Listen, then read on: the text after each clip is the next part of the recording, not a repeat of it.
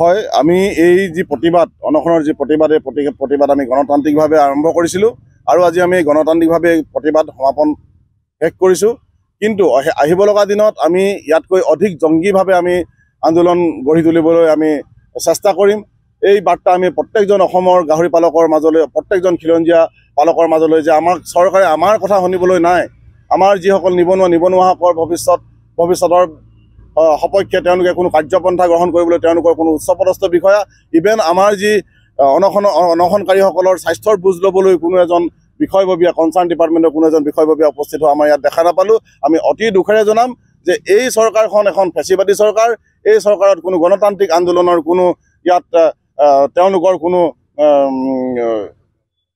মূল্য নাই, তেওঁলোকৰ ওচৰত কোনো মূল্য নাই গণতান্ত্ৰিক প্ৰতিবাদৰ। ইয়াত অকল প্ৰতিবাদৰ ভাষা বুজি পায়, জংগী আন্দোলন যদি তেওঁলোকে ভাষা বুজি পায়, আমি তাৰ কাৰণেও আমি প্ৰস্তুত হ'বলৈ আগবাঢ়িছোঁ।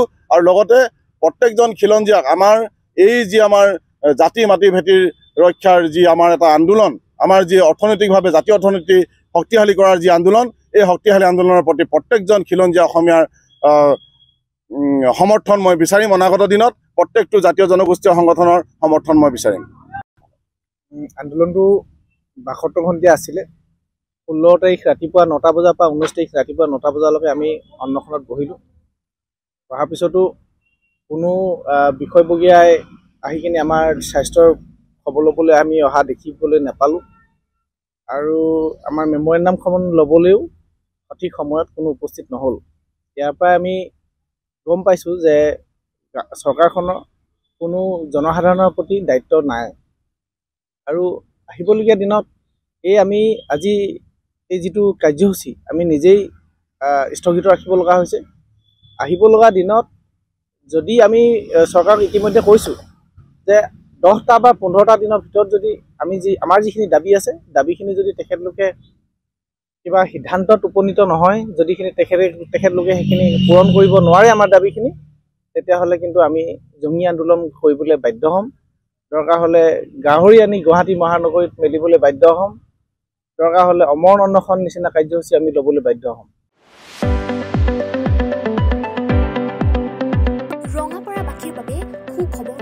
আপুনি যদি দুচকীয়া বাহন ল'ব বিচাৰিছে তেন্তে এতিয়াৰে পৰা আৰু চিন্তাৰ কোনো প্ৰয়োজন নাই।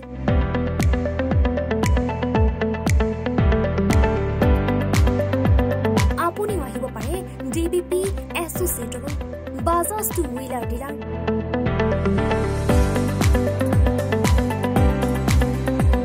আমাৰ ঠিকনা ৱাৰ্ড নং ৮ ঠাকুৰবাৰী ৰোড, ডাকঘৰ, ৰঙাপাৰা, জিলা শোণিতপুৰ।